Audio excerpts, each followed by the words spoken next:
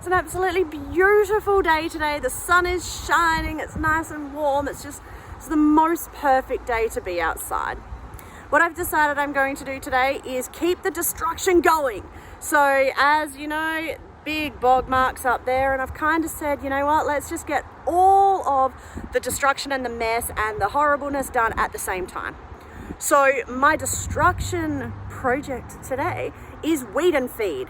And the reason why it is a destruction project is because as I spread the weed and feed, I give it a day or so, the lawn turns black. And it turns black because the black is all of the weeds that are dying off.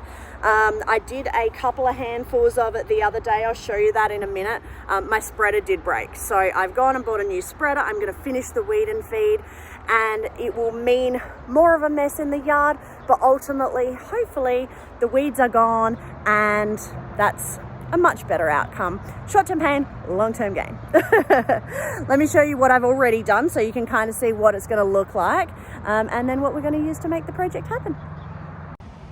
As you know, I've been working on the blanket weed, and I'm doing great with that, but this is a different kind of weed. This is just a broadleaf, horrible thing that's taking over the whole of this area near the chicken coop and the veggie patch.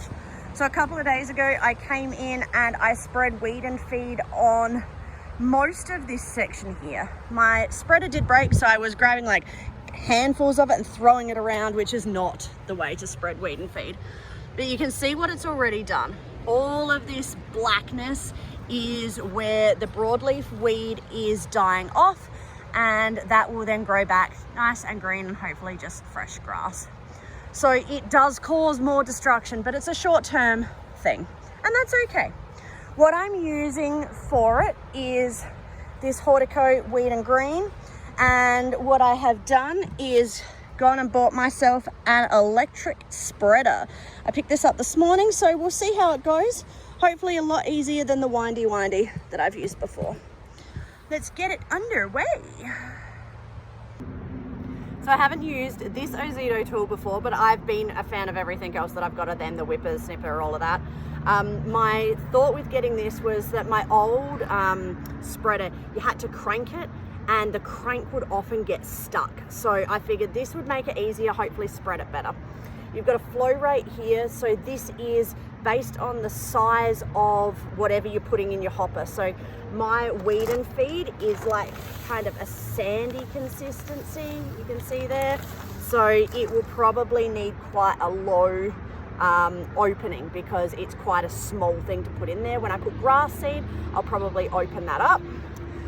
This knob down the bottom is how fast it will come out, and this guy just here is the spread. So as I close that, it will spread narrower, and as I open it, it will spread wider.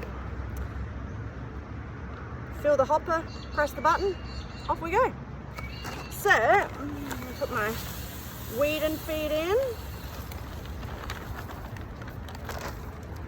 And to be honest with you, not having used this before, it's going to be a little bit of a trial and error to see what my flow rate should be, how fast it should go, all of that sort of stuff. But that's the fun of buying a new toy. So I'm just going to try it, work it out, get this whole area weed and feeded. It will go completely black and horrible, but the yard's already destroyed, so that's fun. Let's get started.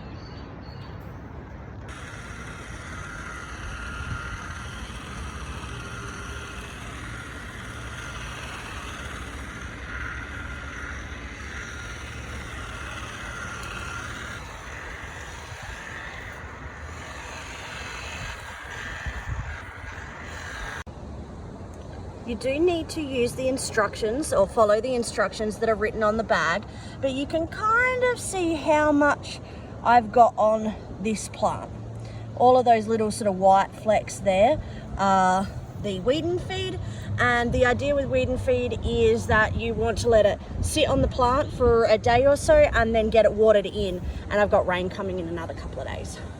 So I've worked all of the area from so the chicken coop back there, down along here to the shade garden, and the next big patch of this stuff is up over there.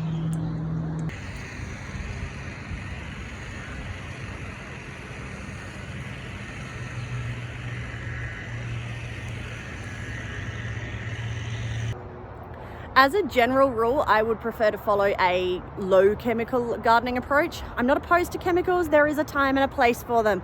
And I do believe that that weed infestation over there and in a couple of other places was the right time to use a chemical approach.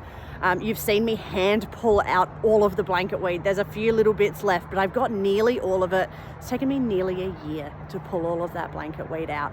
And that one has a really deep root system.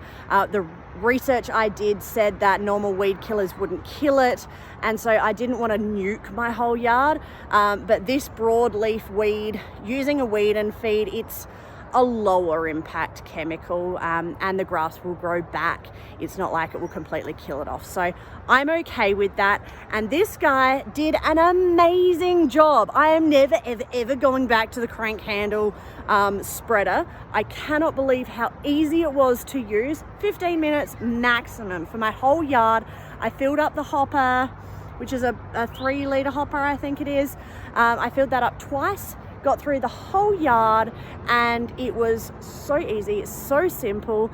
And I mean, using that cheap crank handle one got really sore on your arms. This just blitzed it. I am going to sow some seed now. These tracks along here leading up to the chicken coop, they're not deep tracks from the bogs, so I'm going to use the hopper to sow some seed on that area and see how that goes as well. And that should be really fun. It's a good project to do, especially when there's so much destruction already, because as you saw, it will get black. You can see that area over there already. So let's do all the destruction at once. When I come back, it'll be beautiful and green again, and I can start fresh with something else. I'm off to sow some grass seed, and then I'll find the next project for this beautiful summer day. It's not even summer, it's still winter. Bye guys.